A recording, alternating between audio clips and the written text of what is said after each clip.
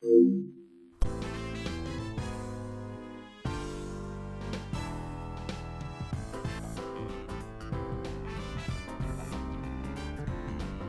know, I've been running this channel for just over a year now, and I've played a lot of games, some great, some good, and some were just downright terrible.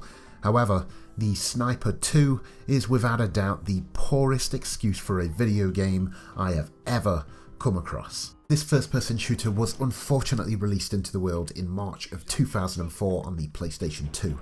It was developed by Midas Interactive, a name that I've become quite familiar with over the past year, as every game that I've played from this developer has been truly awful, and the Sniper 2 did not break this trend. The game opens up with our hero Harry Spencer, a former firefighter turned assassin, driving across the country with his friend known as CA, as they've just left town after taking down the local mafia in some revenge plot from the previous game. They pick up some stranded guy named Stanley on the side of the road, and they have what can only be described as one of the strangest conversations in a video game.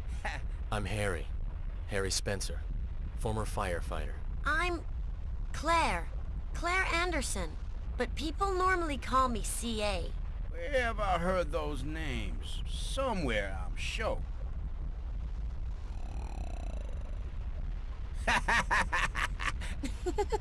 I'm hungry too. Let's get something to eat.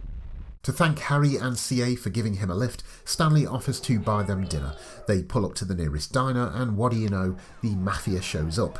CA is kidnapped, and honestly, I'm boring myself to death just talking about this. While the cutscenes are horrifically bad, they aren't even the worst part of the game.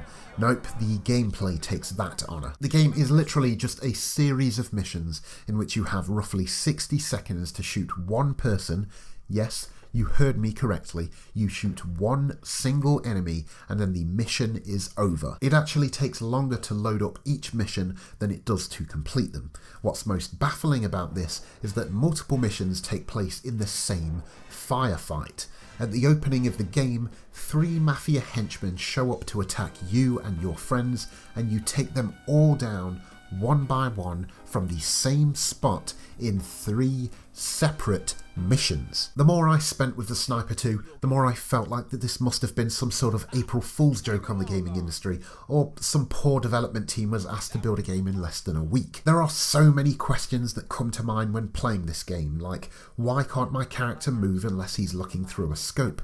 Why do credits play at the end of each mission? Why does the game allow me to choose my starting position before the mission begins, but some of the starting positions don't even allow me to see the enemy I'm trying to kill? Every single aspect of the game is dreadful, and I've not even spoken about the visuals yet, although I'm sure I don't have to at this point, do I? Let me remind you that the game you're looking at wasn't released in 1997 on the PS1, it wasn't even released in the year 2000 during the PS2 launch. What you're looking at right now was released in 2004, closer to the launch of the PS3 than the launch of the PS2, and just look at it.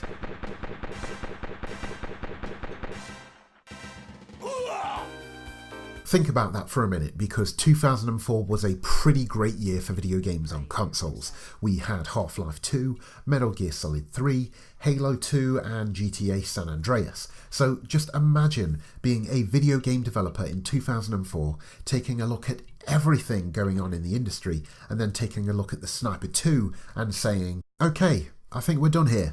Let's start printing discs. The graphics in this game look like the pre-alpha stage when they're putting together the world, but haven't added the real textures or animation yet.